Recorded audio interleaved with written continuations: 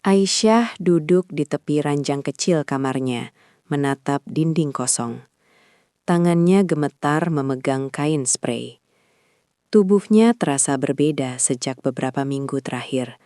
Mual setiap pagi, pusing tanpa sebab, dan kini keterlambatan yang tak bisa ia ingkari.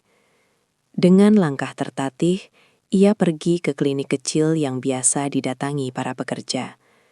Dokter itu menatap hasil pemeriksaan, lalu menghela napas pelan. "Selamat, kamu hamil." Dunia Aisyah runtuh. Kata selamat itu terdengar seperti vonis mati. Ia pulang dengan kaki lemas. Di kamarnya, ia menangis tanpa suara, menutup mulut dengan bantal. Ya Allah, kenapa harus sekarang? Malam itu, Aisyah menemui Khalid di taman. Wajahnya pucat, matanya sembab. "Ada apa?" tanya Khalid. Langsung merasa ada yang salah. Aisyah menarik napas panjang. Tangannya meremas ujung bajunya. "Saya hamil, tuanku." Khalid membeku. Dunia berhenti berputar. Apa?" Suaranya bergetar. Aisyah mengangguk pelan. Air matanya jatuh satu persatu. Itu anak tuan. Untuk pertama kalinya, Pangeran Khalid terlihat benar-benar takut. Ia memeluk Aisyah erat, seolah ingin melindunginya dari seluruh dunia. "Aku akan bertanggung jawab," katanya tegas. "Aku bersumpah." Namun di balik pelukan itu, Khalid tahu, ia sedang berhadapan dengan istana yang kejam. Perubahan Aisyah tidak luput dari perhatian. Pelayan-pelayan mulai berbisik. Kepala dayang memperhatikan perutnya. Langkahnya yang melambat. Suatu pagi, seorang pelayan perempuan menatap Aisyah dengan senyum tipis. "Kamu terlihat berisi akhir-akhir ini."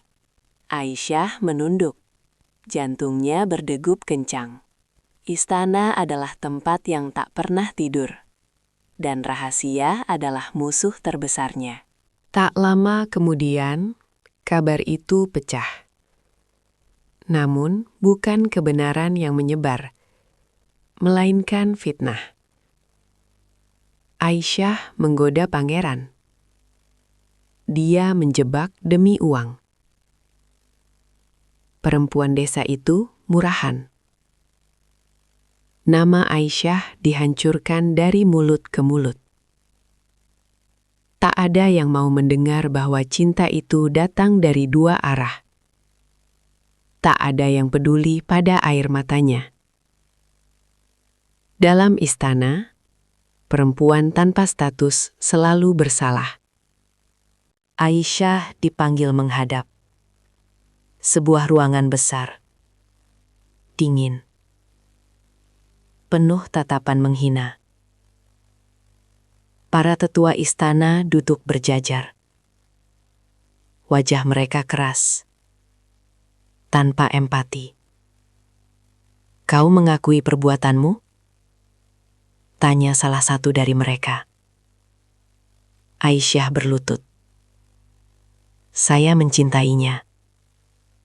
Dan dia mencintai saya." Jawabnya pelan. Jawaban itu membuat ruangan gaduh. "Kau berani menyebut nama pangeran sejajar denganmu?" Bentakan keras menggema. Tak ada pengacara. Tak ada pembelaan. Vonis dijatuhkan sebelum Aisyah selesai berbicara. Keputusan itu kejam. Aisyah dipecat, diusir, dan dilarang menyebut nama pangeran itu selamanya. Anak dalam kandungannya dianggap aib, tidak diakui, tidak dilindungi. Khalid dikurung, teleponnya disita. Ia tak diberi kesempatan menemui Aisyah. "Ini demi kehormatan keluarga," kata ayahnya dingin. Khalid berteriak, mengamuk. Namun kekuasaan darah lebih kuat dari cinta. Malam itu, Aisyah dibawa ke bandara. Tanpa uang, tanpa penjelasan, tanpa salam perpisahan. Ia menoleh ke arah istana dari balik kaca bus. Maafkan aku, Khalid. Aku membawa anakmu pergi. Pesawat lepas landas. Dan cinta mereka terpotong langit. Di balik dinding emas, Khalid berlutut sendirian. Ia memukul lantai marmer dengan putus asa. Ambil hartaku, ambil tahtaku, tapi jangan anakku. Namun istana tidak pernah mendengar tangisan laki-laki. Di dalam pesawat, Aisyah memegang perutnya. Air mata jatuh ke tangannya. Maafkan ibu, kita pulang tanpa siapa-siapa.